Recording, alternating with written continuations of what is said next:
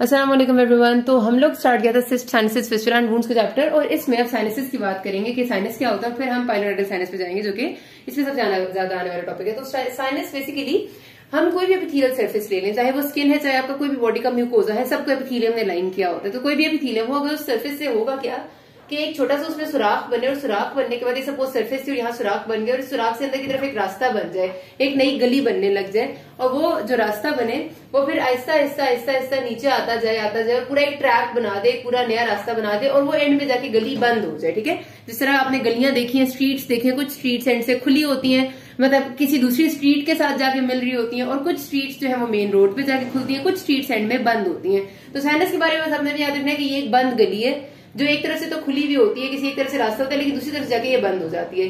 तो एक ट्रैक, अब ये बनती किस तरह से, तो बेसिकली होता क्या है कि एपिथेलियल सरफेस से कोई ना कोई डायरेक्ट इन्फ्लेमेशन का प्रोसेस ही होगा, और डेफिनेट सी बात है कि क्रॉनिक इन्फ्लेमेशन का प्रोसेस ही होता है। तो उसके रिजल्ट में क्या होता है, ग्रेनुलेशन टिश्यू डिपॉजिट होते हैं। ग्रेनुलेशन टिश्यू इज बेसिकली जब एक जगह पर बहुत लंबी क्रॉनिक इन्फ्लेमेशन चलती है ना, तो वहां के जितने भी पार्शली डाइजेस्टेड सेल्स होते हैं, जो वेस्ट मटेरियल होते हैं, वो सारा का सारा कहीं ना कहीं तो डिपॉजिट होना है ना, कुछ उसमें से बॉडी क्लियर कर देती है, कुछ वहीं पर रह जाता है। वो जो रह जाते हैं वो पूरा का पूरा एक ट्रैक बना देते हैं। तो this track is basically lined by total granulation tissue. ठीक है, और ग्रेनुलेशन टिश्यू कहां से आएगा, जाहिर सी बात है किसी भी जगह पर क्रॉनिक इन्फ्लेमेशन की वजह से आएगा, और वो ट्रैक पूरा का पूरा एक यहाँ पर रास्ता से बना देते हैं, जिसको कहते हैं पाइलोनेटल, जिसको कहते हैं आप साइनस, और उसकी एक ओपनिंग होती है टुवर्ड्स द एक्सटीरियर। ठीक है, तो sinus is a tract lined by granulation tissue that is connected to epithelial any epithelial surface of the body on one side and is blind ended on the other side. Simple सी बात है। तो इसका मतलब इससे हमें ये पता चला कि एक तो इसमें कोई ना कोई एपिथेलियल सरफेस इन्वॉल्व होगी, दूसरी बात ये कि इसमें कहीं ना कहीं पर क्रॉनिक इन्फ्लेमेशन का रोल जरूर होगा। ठीक है, अब इन साइनसेस बहुत सारे होते हैं जो हम पढ़ेंगे, पाइलोनेटल साइनस है, क्योंकि हमारे सिलेबस में यही आता होता है। ये भी बहुत आसान सी बात है, आपने पहले भी पढ़ी होगी। होता क्या है जी, बेसिकली जो जीप ड्राइवर्स होते हैं, या वो लोग जो जीप ड्राइवर, बेसिकली ये होता है, साइनस बनता है खास तौर पे, जो ये पाइलोनेटल साइनस का नाम है ना, ये होता है डिजीज जो आपके एनल केनाल है, एनल केनाल के बिल्कुल करीब जो आपका नेटल क्लेफ्ट है, मतलब ये आपका जो this is your suppose buttocks. ठीक है, ये दरमियान में जो बटक्स के क्लेफ्ट होते हैं, इसको नेटल क्लेफ्ट कहते हैं, और सपोज कर लेते हैं कि यहाँ पर एनल केनाल है। तो होता क्या है कि जो वो लोग जो बहुत लंबे टाइम तक जिनको बैठना पड़ता है और स्वेटिंग होती है उस दौरान उनकी, जैसे इसको बेसिकली जीप ड्राइवर्स डिजीज कहते हैं, क्योंकि जो जीप चलाने वाले हैं उनके सफर अक्सर बहुत लंबे होते हैं और गर्मी में होते हैं, तो उनको अक्सर स्वेटिंग होती है। तो मुस्तकिल स्वेटिंग जब होती है ना उनके इस बटक्स के एरिया में, उसकी वजह से उनके जो हेयर ग्लूटियल एरिया के बाल वगैरह होते हैं वो भी शेड होते रहते हैं, गिरते रहते हैं, और वो शेड हो के ना क्या होता है कि यहाँ पर जो आपके स्वेट ग्लैंड्स है, जब स्वेटिंग ज्यादा होती है तो स्वेट ग्लैंड्स के मुंह खुले होंगे, जाहिर सी बात है। तो क्या होगा कि जो ग्लूटियल एरिया के हेयर है ना, वो यहाँ पर स्वेट ग्लैंड्स की ओपनिंग्स में चले जाते हैं। ठीक है, क्योंकि उन्हें बैठना भी बहुत लंबे टाइम के लिए होता है, तो वो वहीं पर ओपनिंग के अंदर चले जाते हैं। तो अगर एक ये आपका स्वेट ग्लैंड की ओपनिंग थी यहाँ पर, और इसके अंदर ग्लूटियल एरिया से बाल आने लग गए, और थोड़े थोड़े करके आते जा रहे हैं, और कोई एक ऐसा होगा या दो ऐसे होंगे जिनमें ज्यादा आ जाएंगे। जाहिर सी बात है कि जब भी किसी जगह पर कोई गलत चीज आती है तो बॉडी इन्फ्लेमेशन के तौर पे वहां पर एक रिएक्शन शो करती है। तो क्या होगा कि यहाँ पर एक इन्फ्लेमेशन शुरू हो जाएगी। इन्फ्लेमेशन, क्योंकि ये चीज छोटी थोड़े अरसे के लिए तो नहीं रहती, बाल तो अंदर ही रहेगा, आहिस्ता आहिस्ता क्रॉनिक इन्फ्लेमेशन बनेगी। क्रॉनिक इन्फ्लेमेशन होगी तो यहाँ पर एक पूरी की पूरी एब्सेस बन जाएगी। ठीक है, पहले वो एब्सेस होगी, लेकिन फिर उस एब्सेस से कहीं ना कहीं ड्रेन करना होगा। ये उस तरह की खतरनाक वाली एब्सेस नहीं होती जिसमें फीवर हो जाए और वो सब कुछ हो जाए, ये छोटी सी एब्सेस बनती है, फिर ये कहीं ना कहीं अपनी ड्रेनेज का रास्ता ढूंढती है। तो क्या होता है कि ये जब एब्सेस यहाँ पर बन जाती है, तो फिर ये आहिस्ता आहिस्ता जो ग्रेनुलेशन टिश्यू यहाँ पर बन रहा होता है ना क्रॉनिक इन्फ्लेमेशन के रिजल्ट में, उसी से यहाँ पर एक आहिस्ता आहिस्ता रास्ता बनता जाता है टुवर्ड्स स्किन। तो स्किन के पास एक पूरा एक ग्रेनुलेशन टिश्यू एक रास्ता बना देते हैं, और सपोज ये आपकी स्किन थी और यहाँ पर आकर ये रास्ता फिर खुल जाता है। ठीक है, और ये जो यहाँ पर एक पूरा ट्रैक बन जाता है जो दूसरी तरफ से ब्लाइंड एंडेड होगा, इसको आप कहेंगे पाइलोनेटल साइनस। ठीक है, तो pilonidal sinus is basically sinus lined very much near the anal canal. ठीक है, इसके बिल्कुल पास होता है in the natal cleft. Natal cleft की जो आपकी लाइन सी होती है दरमियान में बटक्स की, इसके अंदर होगा, एनल केनाल के बिल्कुल पास होगा।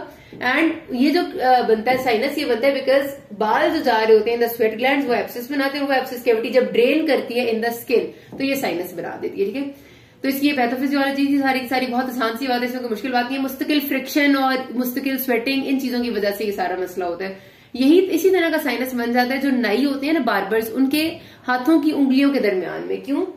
क्योंकि ये जो बार्बर्स हैं इनको आपको पता है कि मुस्तकिल इनमें भी हाथों से बहुत ज्यादा काम करना होता है, जिसमें जो बालों की कटिंग और ये सब कुछ बहुत इस्तेमाल आ रहा होता है, और उस बालों की कटिंग के दौरान उनके हाथ अक्सर गीले रहते हैं, मॉइस्ट रहते हैं। तो होता क्या है कि जो बाल गिर रहे होते हैं ना, जो जिस ये उनके क्लाइंट्स होते हैं जिनके बाल काटते हैं, उनके बालों में अक्सर छोटे छोटे से बालों का काफी खतरा होता है कि वो उनकी मॉइस्ट उंगलियों के स्वेट ग्लैंड्स के अंदर चले जाएं, और अगर वहां पर भी यही होगा तो उधर भी एक से साइनस से बन जाएंगे, उसको भी आप साइनस ही कहते हैं। लेकिन जो सादा पाइलोनेटल साइनस स्पेसिफिक है ना, वो आपकी नेटल क्लेफ्ट की डिजीज के लिए, ठीक है।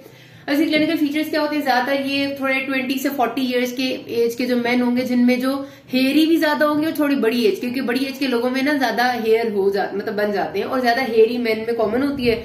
और उसी तरह से जो पेशेंट आपके पास वो प्रेजेंट करता है कभी कभार एब्सेस के साथ, तो बहुत ही कम होता है, जब तक उसकी ओपनिंग एक्सटर्नल ओपनिंग बन नहीं जाती तब तक तकरीबन वो हमेशा ही प्रेजेंट नहीं करता। ओपनिंग जब बन जाती है और ओपनिंग में से आहिस्ता आहिस्ता से कोई ना कोई पस डिस्चार्ज होने लग जाती है, क्योंकि जाहिर अंदर एब्सेस बनी थी तो ओपनिंग में से भी तो डिस्चार्ज होगा ना, तो वो कंप्लेन करेगा कि मेरे इधर एक छोटा सा सुराख है जिसमें से पस निकलती है, वो इस कंप्लेन के साथ आपके पास आते हैं, ठीक है। तो अब आपने इसकी ट्रीटमेंट क्या करनी होती है।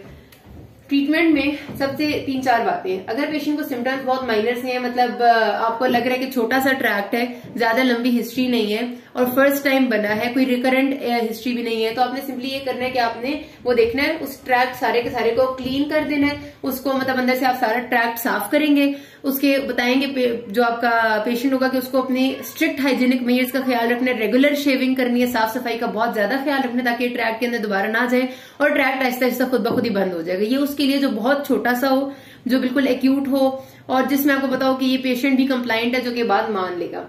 अब अगर पेशेंट आपके पास आया जबकि ट्रैक भी बना हुआ है और एब्सेस भी अंदर है अच्छी खासी बड़ी, तो फिर आपको क्या करना पड़ेगा। अभी तक अगर एब्सेस ड्रेन नहीं हुई तो फिर आपको लाजमी तौर पे सपोज ये कि यहाँ पर ट्रैक्ट है और यहाँ पर आपको एब्सेस पता चल रही है, तो आपको इंसिजन देनी है स्किन में और एब्सेस को ड्रेन करना है, ठीक है। उसके बाद आपने सारा का सारा जो ट्रैक्ट है उसको थोरोक्यूरेटाज का मतलब है कि आपने जो इलेक्ट्रोकॉटरी होती है उससे उस सारे को बर्न करना है, और बर्न करने के बाद उस वुंड को प्राइमरीली क्लोज कर देना है, ठीक है। मतलब ऊपर से ये आपने सारा का सारा सपोज ये ट्रैक था, ठीक है, ट्रैक को सारे क्यूरेट से आपने बर्न किया, बर्न करने से जरूरी होता है ताकि वो खत्म हो, और उसके बाद आप इस सारे वुंड को क्लोज कर देते हैं, साथ एंटीबायोटिक्स देते हैं क्योंकि एब्सेस थी। ये एक तरीका हो जाता है।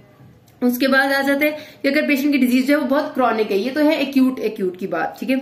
जो क्रॉनिक डिजीज है ना, उसमें क्या होता है कि आपका ट्रैक्ट हो चुका होता है अक्सर काफी बड़ा सा, एब्सेस तो एक्यूट नहीं होती लेकिन ट्रैक्ट बड़ा होता है, उसमें भी आपने सबसे पहले तो वही करना है कि आपने खोलना है पूरा का पूरा ट्रैक्ट जो है उसको, या तो इसमें कॉटरी से बर्न करने का फायदा नहीं होता, आपको पूरा एक्सरसाइज ही करना पड़ता है। अब एक्सरसाइज करने के बाद वूंड कितना रहता है उससे पे डिपेंड करती है अगली बात। सपोज ये कि आपका ये ट्रैक था, आपने ये पूरा खोला, आपने सारा अंदर से एक्सरसाइज किया, ऊपर छोटा सा वूंड है, आपको लगता है कि हाँ मैं बंद कर दूंगा तो ये ठीक हो जाएगा, तो इट्स फाइन, आप उसे बंद कर दें, इसको कहते हैं प्राइमरी क्लोजर। अगर बहुत बड़ा वूंड होता है तो फिर आप उसको खुला छोड़ना पड़ता है, साथ पेशेंट को हाइजीनिक मेजर्स जो सारी बातों को बहुत ज्यादा बताना पड़ता है, और फिर सेकेंडरी इंटेंशन से आहिस्ता आहिस्ता आहिस्ता आहिस्ता जिस तरह होते हैं ना कि वूंड्स फिर आहिस्ता आहिस्ता हील कर जाते हैं, उस तरह हील करेगा।